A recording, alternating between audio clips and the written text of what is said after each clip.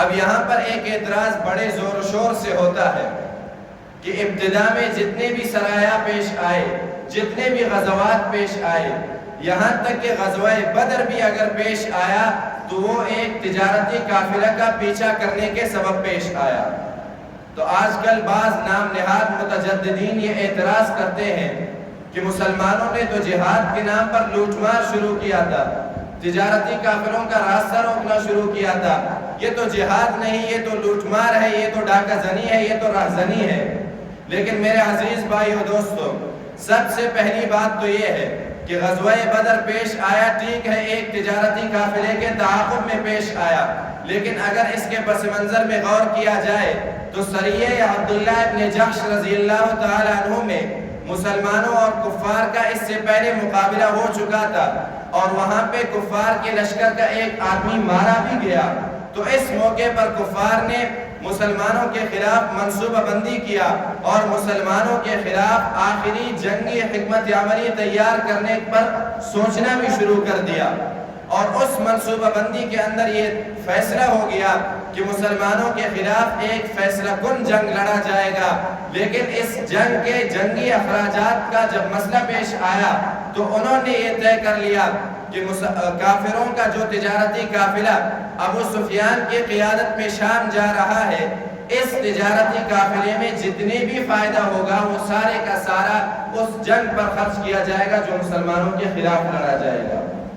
تو پہلی بات تو یہ ہے کہ یہ قافلہ جو جا رہا تھا تجارتی، اس قافلے کی منصوبہ بندی ہی اسی لیے ہوئی تھی تاکہ مسلمانوں کے خلاف جنگ لڑا جائے۔ ظاہر سی بات ہے جس قافلے کا فائدہ مسلمانوں کے خلاف استعمال ہو رہا ہو اس کو روکنا تو مسلمانوں کا حق بنتا ہے۔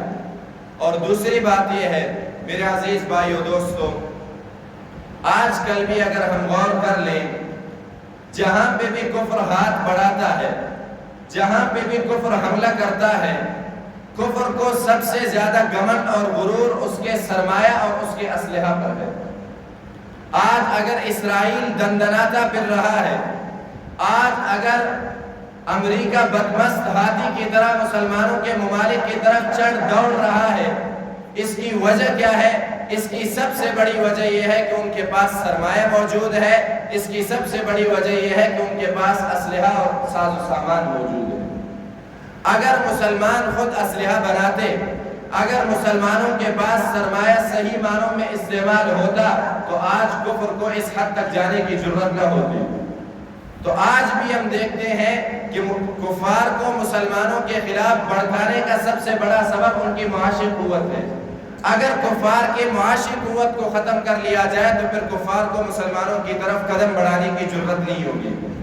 اسی لیے تو ہمارے علماء بار بار یہ گزارش کرتے ہیں کہ مسلمانوں کو چاہیے کہ وہ اسرائیلی مصنوعات کا بائیکاٹ کر لیں۔ آج بھی ہمارے مسلمان کہتے ہیں بائیکاٹ سے کیا ہوگا؟ میرے عزیز بھائیو دوستو، اس بائیکاٹ کے نتیجے میں جب کفار معاشی طور پر کمزور ہوں گے پھر ان کو اسلحہ بنانے کی بھی جرت نہیں ہوگی، پھر ان کو مسلمان ممالک کی طرف حملہ کرنے کی بھی جرت نہیں ہوگی۔ تو اس وقت بھی 1400 سال پہلے جب نبی علیہ السلام نے کفار کے تجارتی کافروں کا تعاقب کیا تھا، اس کی بھی وجہ یہی تھی کہ کفار کو معاشی طور پر کمزور کیا جائے تاکہ بعد میں وہ مسلمانوں کی طرف میلی آنکھ سے نہ دیکھ سکے۔